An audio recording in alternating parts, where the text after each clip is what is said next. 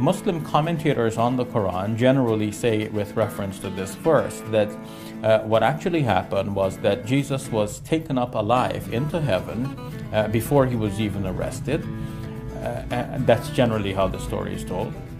And someone else was made to look like Jesus, and this someone else was put on the cross. Okay. And so everyone was convinced that Jesus was on the cross, whereas in fact by this time Jesus was in heaven. So who holds this point of view? This is generally held by Muslims at large, because it is described like this in the Muslim commentaries on the Quran. Mengenai siapa yang menggantikan Yesus, tidak ada kesepakatan di antara para ulama. Beberapa ulama mengatakan itu adalah salah satu murid Yesus yang mengajukan dirinya untuk menjadi pemeran pengganti.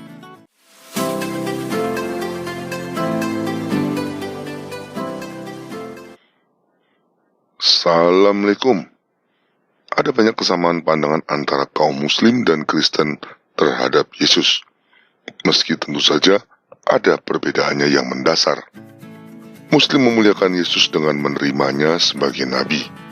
Muslim tidak keberatan dengan kelahiran Yesus dari seorang perawan tanpa ayah biologis. Mereka mengakui berbagai mujizatnya. Bahkan mereka juga mengakui Yesus sebagai Kristus atau Sang Mesias. Apakah itu berarti kaum Muslim juga mengikut Yesus Kristus? Sama sekali tidak. Karena sampai kapanpun, Muslim tidak akan pernah mau mengakui dua hal penting ini. Penyaliban Yesus dan juga ketuhanan Yesus. Itu dua hal yang paling disangkal ajaran Islam dari Yesus Kristus. Pada video kali ini kita akan membahas masalah penyangkalan Islam terhadap penyaliban Yesus. Sedangkan penyangkalan Islam terhadap ketuhanan Yesus akan kita bahas di video berikutnya. Dengan memahami penyangkalan Islam terhadap penyaliban dan ketuhanan Yesus, semoga kita bisa memahami di mana posisi Islam yang sesungguhnya dalam sejarah keselamatan. Ayat Al-Quran yang paling jelas menyatakan penolakan terhadap penyaliban Yesus adalah ini. Dan karena ucapan mereka, sesungguhnya kami telah membunuh Al-Masih, Isa putra Maryam, Rasul Allah. Padahal mereka tidak membunuhnya dan tidak menyalibnya, tetapi orang yang diserupakan dengan Isa bagi mereka. Sesungguhnya orang-orang yang berselisih paham tentang Isa benar-benar dalam keraguan tentang yang dibunuh itu. Mereka tidak mempunyai keyakinan tentang siapa yang dibunuh itu, kecuali mengikuti persangkaan belaka. Mereka tidak yakin bahwa yang mereka bunuh itu adalah Isa. Surah An-Nisa ayat 157. Penafsiran klasik para ulama Islam secara umum menunjukkan bahwa ayat ini menyatakan Yesus tidak pernah disalibkan, dan yang sesungguhnya disalibkan adalah orang lain yang diserupakan dengan Yesus. And based on this verse, Muslims will commonly say that Jesus was not crucified, and by that they would mean that Jesus was not even put on the cross. Well, the Muslim commentators on the Quran generally say, with reference to this verse, that what actually happened was that Jesus was taken up alive into heaven before he was even arrested. And that's generally how the story is told. And someone else was made to look like Jesus, and this someone else was put on the cross. Okay. And so everyone was convinced that Jesus was on the cross, whereas in fact by this time Jesus was in heaven. So who holds this point of view?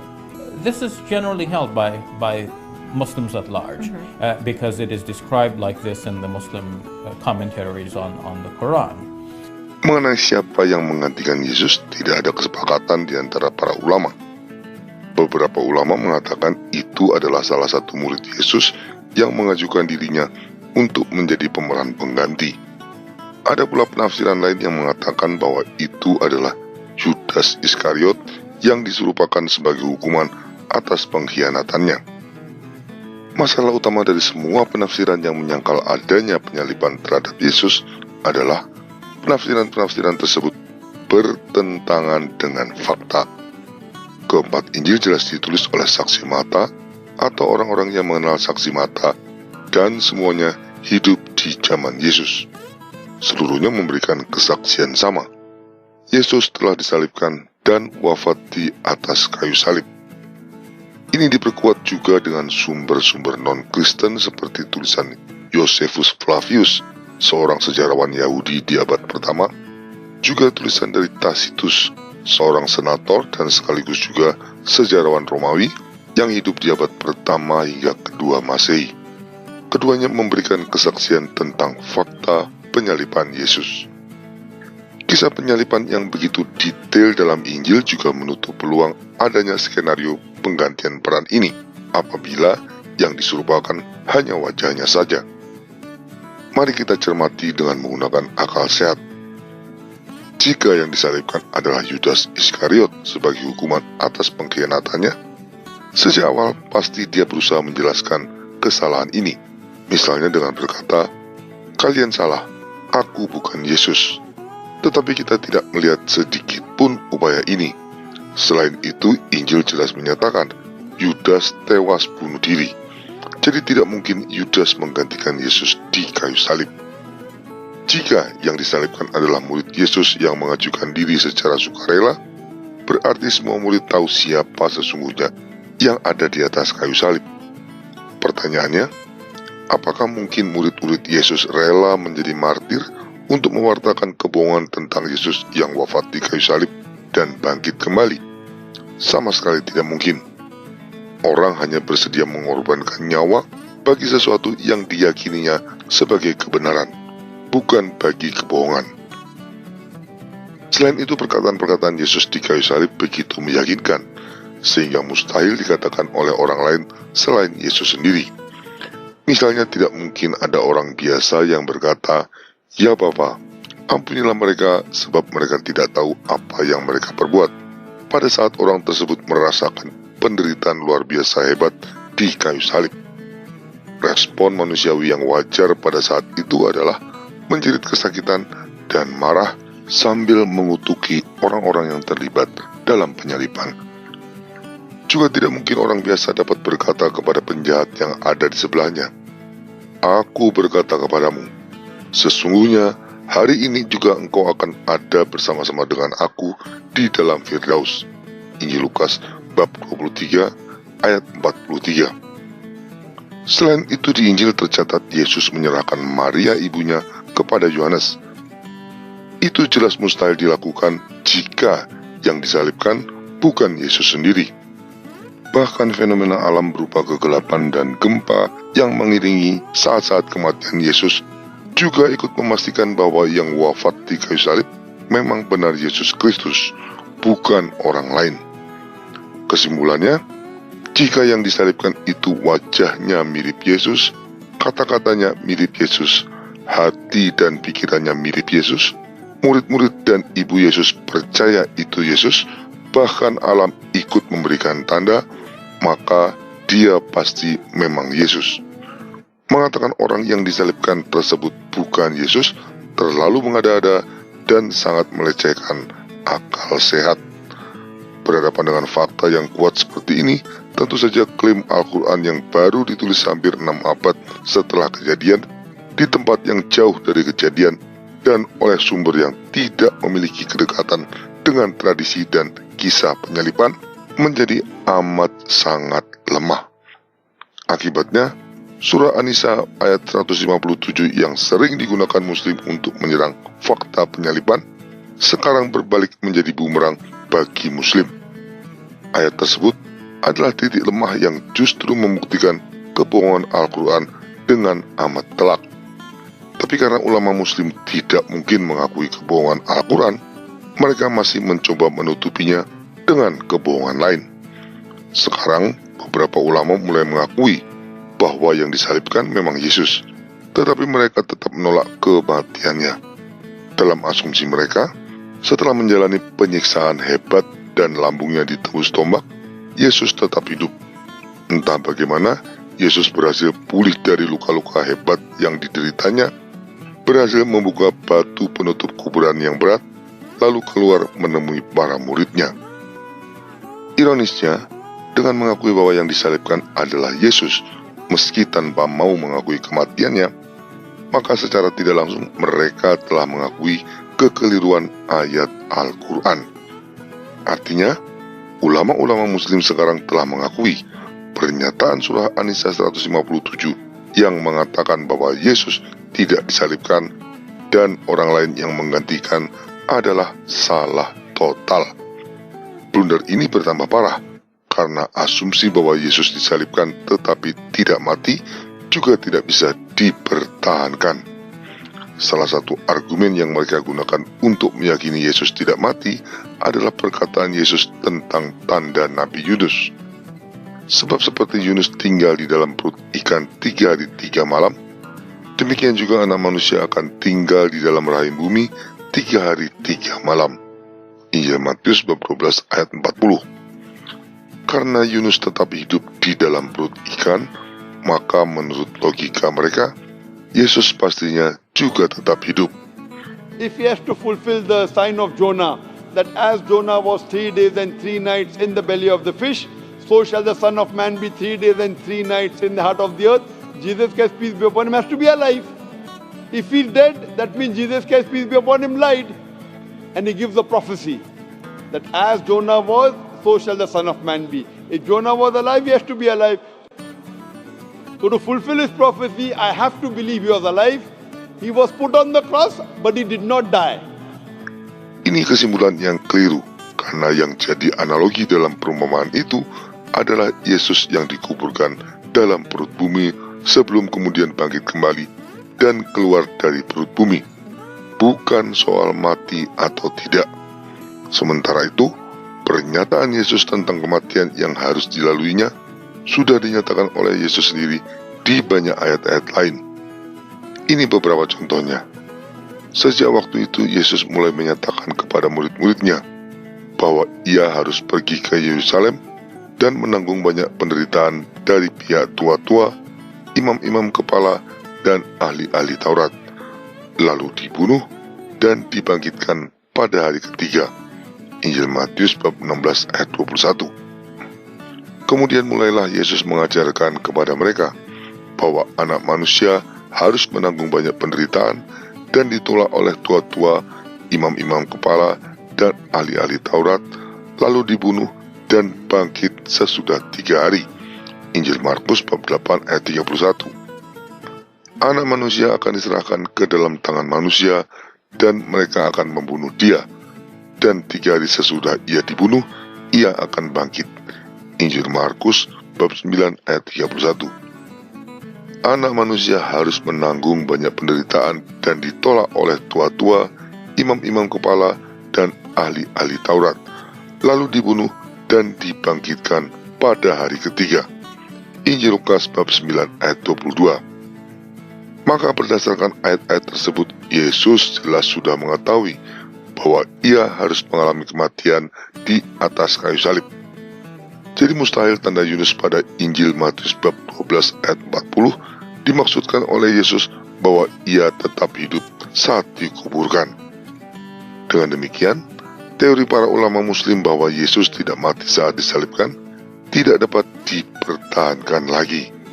Apalagi kematian Yesus di kayu salib sudah dikonfirmasi oleh prajurit Romawi yang memastikannya dengan menikam lambung Yesus. Itu tadi adalah kesaksian dari Injil.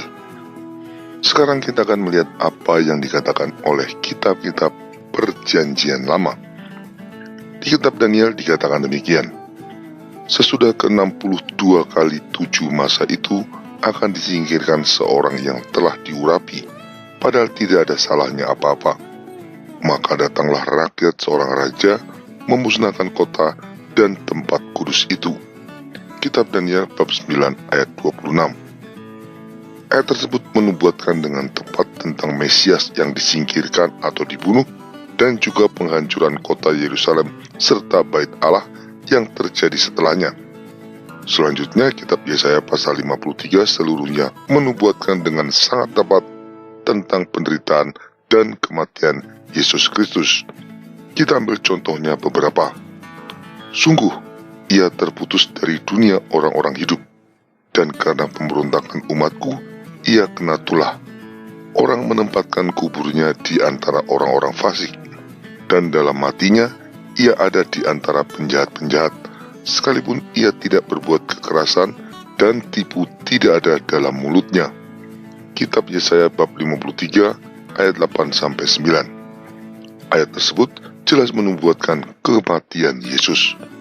Berikutnya, sebab itu aku akan membagikan kepadanya orang-orang besar sebagai rampasan, dan ia akan memperoleh orang-orang kuat sebagai jarahan, yaitu sebagai ganti karena ia telah menyerahkan nyawanya ke dalam maut, dan karena ia terhitung di antara pemberontak-pemberontak, sekalipun ia menanggung dosa banyak orang dan berdoa untuk pemberontak-pemberontak.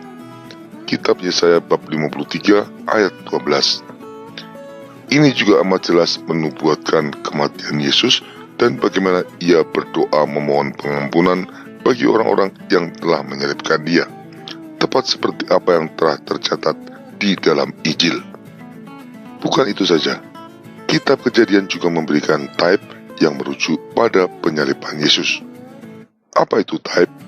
Taib adalah tokoh atau kejadian nyata di dalam kitab suci yang secara simbolik merujuk pada suatu kejadian di masa depan.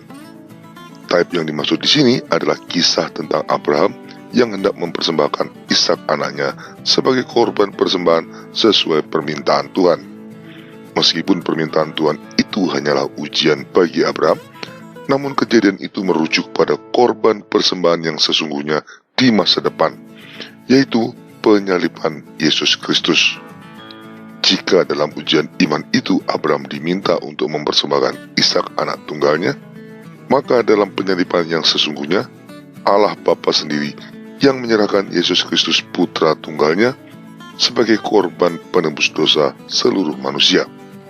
Itu sebabnya Tuhan berkata kepada Abraham, oleh keturunanmu lah semua bangsa di bumi akan mendapat berkat. Kitab Kejadian bab 22 ayat 18. Berkat bagi seluruh bangsa yang dimaksud adalah penebusan dosa yang dilakukan Yesus Kristus dengan wafat di kayu salib. Nubuat itu terpenuhi dengan sempurna karena Yesus adalah keturunan Abraham, Ishak, dan Yakub. Jadi sama sekali tidak ada celah lagi bagi skenario Yesus tidak mati di kayu salib. Dengan demikian, sekarang ulama-ulama Muslim sudah terpojok.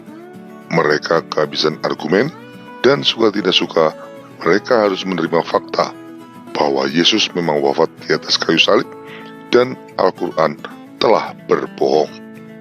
Mari kita lihat betapa parahnya kebohongan surah An-Nisa ayat 157.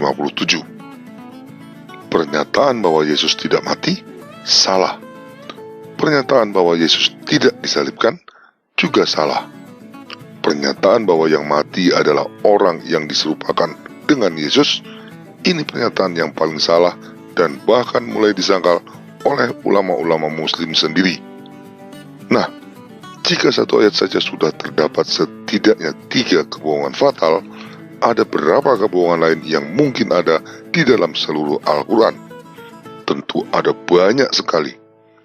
Kitab penuh kebohongan seperti ini sudah pasti bukanlah kitab suci. Hanya orang yang tidak menggunakan akal sehatnya saja yang dapat percaya pada kebenaran Al-Quran. Mereka adalah orang-orang yang mungkin tetap akan percaya kalau 1 ditambah 1 sama dengan 5 jika itu tertulis di Al-Quran. Sekarang yang menjadi pertanyaan, mengapa Al-Quran berbohong separah ini? Mengapa Al-Quran harus memaksa untuk menyangkal penyaliban Yesus? Jawabannya terletak pada apa yang ingin dinyatakan Tuhan melalui penyaliban Yesus. Apapun itu, Islam sudah pasti bermaksud menyangkalnya. Sabda Tuhan dalam kitab Yesaya pasal 53 tertulis demikian, tetapi dia tertikam oleh karena pemberontakan kita, dia diremukkan oleh karena kejahatan kita. Ganjaran yang mendatangkan keselamatan bagi kita ditimpakan kepadanya, dan oleh bilur-bilurnya kita menjadi sembuh. Kitab Yesaya bab 53 ayat 5. Apabila ia menyerahkan dirinya sebagai korban penebus salah, ia akan melihat keturunannya. Kitab Yesaya bab 53 ayat 10. Karena ia telah menyerahkan nyawanya ke dalam maut dan karena ia terhitung di antara pemberontak-pemberontak, sekalipun ia menanggung dosa banyak orang dan berdoa untuk pemberontak-pemberontak. Kitab Yesaya bab 53 ayat 12. Dari nubuat kitab Yesaya sudah jelas bahwa tujuan dari penderitaan dan kematian Yesus di kayu salib adalah untuk menanggung penderitaan akibat dosa banyak orang, menebus dosa-dosa manusia, dan mendatangkan keselamatan.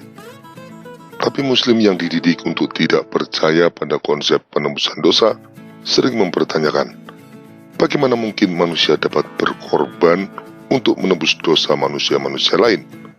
Tentu saja bisa, tapi untuk memahaminya, kita perlu mengerti konsep tentang korban persembahan.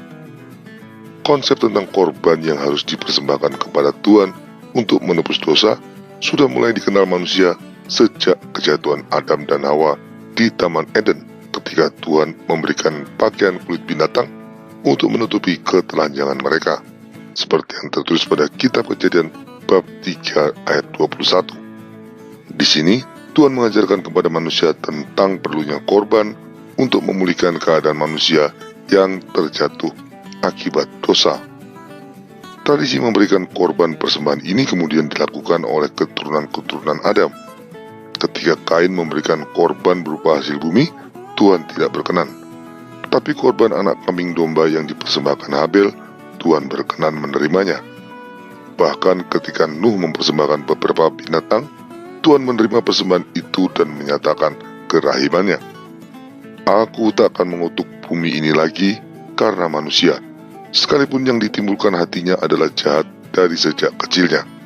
Dan aku tak akan membinasakan lagi segala yang hidup seperti yang telah kulakukan. Kitab Kejadian bab 8 ayat 21. Kesimpulannya, jika binatang saja dapat dijadikan sebagai korban untuk penebus dosa dan pereda murka Tuhan, maka penderitaan dan wafat Yesus Kristus di kayu salib tentu saja dapat menjadi penebus dosa dan meredakan murka Tuhan. Bahkan karena pengorbanan Yesus Kristus di kayu salib adalah pengorbanan yang sempurna, maka pengorbanan itu mampu menebus seluruh dosa manusia secara tuntas dan sekaligus mengubah murka Tuhan menjadi kerahiman yang tak terbatas. Tapi tentu saja penebusan dosa dan keselamatan itu hanya berlaku bagi mereka yang percaya sebagaimana yang sudah tertulis di Injil. Siapa yang percaya dan dibaptis akan diselamatkan, tetapi siapa yang tidak percaya akan dihukum. Injil Markus bab 16 ayat 16. Maka dengan percaya dan menerima pengorbanan Yesus Kristus di kayu salib, kita dibebaskan dari dosa, berdamai sepenuhnya dengan Tuhan, dan mendapatkan keselamatan kekal. Iblis tentu saja tidak menghendaki manusia memperoleh keselamatan dan berusaha keras untuk menggagalkannya. Maka iblis pun tidak menghendaki manusia percaya pada penyaliban Yesus. Ini pokok permasalahannya.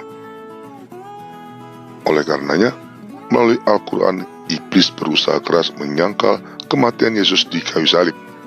Meski penyangkalan itu tidak memiliki bukti dan argumen yang memadai, iblis berharap ada banyak manusia yang tidak menggunakan akal sehatnya dan percaya begitu saja pada Al-Quran. Saudara-saudaraku kaum muslim, semoga semuanya sudah menjadi jelas bahwa Yesus Kristus memang wafat di kayu salib. Itu sesuai dengan fakta historis, sudah dinubuatkan para nabi, dan sejalan dengan seluruh rencana Tuhan untuk menyelamatkan manusia. Justru pandangan yang berusaha menolak fakta penyaliban Yesus asalnya adalah dari iblis yang tidak ingin manusia memperoleh keselamatan kekal. Sekarang saya ingin membalikkan situasi. Mampukah kalian memberikan argumen dan bukti yang meyakinkan bahwa surah An-Nisa ayat 157 tidak berdusta? Kumpulkanlah semua ulama di seluruh dunia dan jawab tantangan tersebut. Jika kalian sanggup memberikan jawaban yang meyakinkan, maka saya akan menutup channel Crusader Network ini untuk selamanya. Sebaliknya, jika kalian tidak sanggup membuktikan kebenaran ayat tersebut, saya mengajak Anda untuk mengakui dengan jujur kekeliruan Al-Quran. Dan selanjutnya, dengan tulus dan dalam kasih Tuhan, saya ingin Anda mengakui kebenaran Injil bahwa Yesus Kristus memang telah wafat di kayu salib untuk menebus dosa-dosa manusia dan membawa keselamatan kekal bagi mereka yang percaya kepadanya. Wassalam.